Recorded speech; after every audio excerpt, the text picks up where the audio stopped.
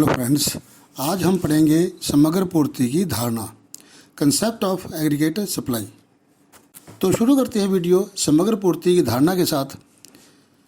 समग्र पूर्ति की धारणा इससे अभिप्राय किसी निश्चित समय में किसी अर्थव्यवस्था द्वारा एक लेखा वर्ष में उत्पादित समस्त अंतिम वस्तुओं और सेवाओं के मौद्रिक मूल्य से है। इसे राष्ट्रीय आय भी कहा जाता है। यह उत्पादन की समग्र लागत है जो उत्पादन के विभिन्न साधनों को मजदूरी, लगान, ब्याज व लाभ के रूप में दी जाती है। समग्र पूर्ति से अभिप्राय मूल्य वृद्धि से है। आय का या तो उपभोग कर लिया जाता है या बचत कर ली जाती है। हम दो प्रकार से करते हैं। हमारी कुल आय मान लीजिए 100 रुपये है, तो उसमें से हम कुछ भाग जैसे 80 रुपये हम खर्च कर देते हैं अपने उपभोग के ऊपर और 20 रुपये हम बचत कर लेते हैं। तो आय का या तो उपभोग कर लिया जाता है या बचत कर ली जाती है। इस प्रकार समग्र पूर्ति के दो अंग हैं। समग्र पूर्ति बराबर है उपभोग जमा बचत। एएस बराबर है सी प्लस एस। एएस समग्र पूर्ति, सी उपभोग और एस बचत।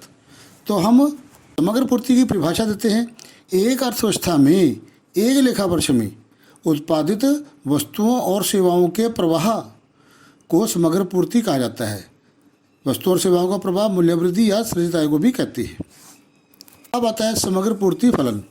किसी अर्थव्यवस्था में वस्तुओं और सेवाओं का प्रवाह मुख्यतः दो तत्वों पर निर्भर करता है। कौन से दो तत्व हैं? पहला है वर्तमान साधनों के अतिरिक्त प्रयोग द्वारा और दूसरा तकनीकी सुधार द्वारा। तो केंद्र द्वारा प्रतिपादित आय और रोजगार का सिद्धांत अल्पकालीन विश्लेषण है। केंद्र की ये मान्यता है कि अल्पकाल में तकनीक स्थिर रहती है, अतः उत्पादन को वर्तमान साधन विशेषतः श्रम का प्रयोग करके बढ़ाया जा सकता है। रोजगार व आय में प्रत्यक्ष अनुपाती संबंध होता है, अतः उत्पादन में उसी दर में वृद्धि होती है जिस दर से रोजगार में वृद्धि होती है। इसलिए रोजगार में होने वाली वृद्धि के अनुपात में ही समग्र पूर्ति में वृद्धि होती है। दूसरा तय आता है आगे समग्र पूर्ति अनुसूची और वक्र। अनुसूची मतलब शेड्यूल और वक्र कौन कौन क्या है इसका, अब इसको पढ़ते हैं। अर्थव्यवस्था में रोजगार के विभिन्न स्तर पर पाए जाने वाले आनुपातिक संबंध को प्रकट करने वाली तालिका को समग्र पूर्ति अनुसूची कहा जाता है। तो समग्र पूर्ति अनुसूची क्या है कि अर्थव्यवस्था में रोजगार के विभिन्न स्तरों में पाए जाने वाले आनुपातिक संबंध को प्रकट करने वाली तालिका को समग्र पूर्ति अनुसूची कहा जाता है। हम नीचे इसे स्पष्ट करते हैं। आपके स्क्रीन पर एक तालिका दी हुई है। एक तरफ हमने रोजगार का स्तर और दूसरी समग्र पूर्ति को लिया है। रोजगार स्तर 0, 10, 20, 30, 40, 50, 60 और समग्र पूर्ति में 0, 10, 20, 30, 40, 50, 60। तो उपरोक्त तालिका स्पष्ट करती है कि समग्र पूर्ति में होने वाली वृद्धि के प्रत्यक्ष अनुपात में वृद्धि होती है। समग्र पूर्ति में तब तक वृद्धि होती रहेगी जब तक पूर्ण रोजगार स्तर प्राप्त नहीं हो जाता। जब हमें समग्र पूर्ति में रोजगार का स्तर प्राप्त नहीं होता तब तक समग्र पूर्ति बढ़ती जाती है। इसे हम रेखाचित्र स्पष्ट करते हैं। आपके स्क्रीन पर रेखाचित्र दिया गया है। उपरोक्त रेखाचित्र में एएस वक्र समग्र पूर्ति वक्र है।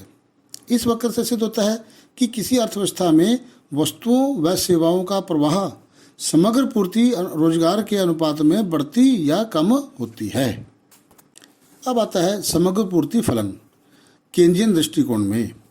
इसे भी हम रेखाचित्र स्पष्ट कर सकते हैं। ये आपके स्क्रीन पर रेखाचित्र दिया गया है। उपरोक्त रेखाचित्र में एएस वक्र OL तक बाएं से दाईं ऊपर की ओर जा रहा है, जिससे स्पष्ट होता है कि जिस दर से बेरोजगार बढ़ रहा है उसी दर पर समग्र पूर्ति भी बढ़ रही है। परंतु OL के पश्चात AS ऊर्ध्वाधर रेखा बन जाती है। इसका अर्थ है पूर्ण रोजगार की स्थिति में प्राप्त होने पर उत्पादन में वृद्धि नहीं होती। अब आता है समग्र पूर्ति कीमत स्तर के संदर्भ में। अभी हमने इसका दो दृष्टिकोण में अध्ययन करना है। एक है परंपरावादी दृष्टिकोण और दूसरा केंद्रीय दृष्टिकोण। तो पहले पढ़ते हैं परंपरावादी दृष्टिकोण। इस दृष्टिकोण के अनुसार पूर्ण रोजगार एक मुक्त बाजार अर्थव्यवस्था की सामान्य स्थिति होती है। यदि अर्थव्यवस्था में पूर्ण रोजगार की स्थिति पाई जाती है तो समग्र पूर्ति स्थिर रहेगी, भले ही कीमत स्तर कुछ भी हो। हम इसे एक रेखा चित्र स्पष्ट कर सकते हैं। आपके स्क्रीन पर एक रेखा चित्र दिखाया गया है। उपरोक्त रेखा चित्र में ए समग्र पूर्ति वक्र और ओ एल पूर्ण रोजगार उत्पादन स्तर है। इसका अर्थ है कि कीमत स्तर में होने वाले परिवर्तन का समग्र पूर्ति पर कोई प्रभाव नहीं पड़ता। दूसरा आता है केंद्रीय दृष्टिकोण। इस दृष्टिकोण के अनुसार पूर्ण रोजगार एक मुक्त बाजार अर्थव्यवस्था की सामान्य स्थिति नहीं है। ऐसी अर्थव्यवस्था में बेरोजगार की सामान्य संभावना पाई जाती है। केंद्र के अनुसार मंदी की स्थिति में यदि मांग बढ़ती है तो उत्पादन बढ़ता है, परंतु कीमतें नहीं बढ़ेंगी। परंतु एक बार पूर्ण रोजगार का स्तर प्राप्त हो जाने पर यदि उत्पादन बढ़ाया जाता है तो कीमत स्तर में वृद्धि होगी, लेकिन उत्पादन नहीं बढ़ेगा। इसका कारण है कि उत्पादन के सभी साधन पूर्ण रोजगार की स्थिति में होते हैं और कोई भी साधन बेरोजगार नहीं होता। इस स्थिति को भी हम एक रेखा चित्र से स्पष्ट कर सकते हैं। आपके स्क्रीन पर रेखा चित्र दिया गया है। तो इस रेखा चित्र में उत्पादन के स्तर को OL तक बढ़ाने पर कीमत स्तर में कोई भी वृद्धि नहीं होती, यह OP पर ही बना रहता है। जब उत्पादन को OL से अधिक बढ़ाने का प्रयास किया जाता है तो कीमत में वृद्धि होती है, परंतु उत्पादन स्थिर रहता है। धन्यवाद। तो दोस्तों, अगर आपको ये मेरा वीडियो पसंद आया है तो इसको लाइक करें, शेयर करें, सब्सक्राइब करें और साथ दिए बेल आइकन बटन को दबाना ना भूलें। धन्यवाद।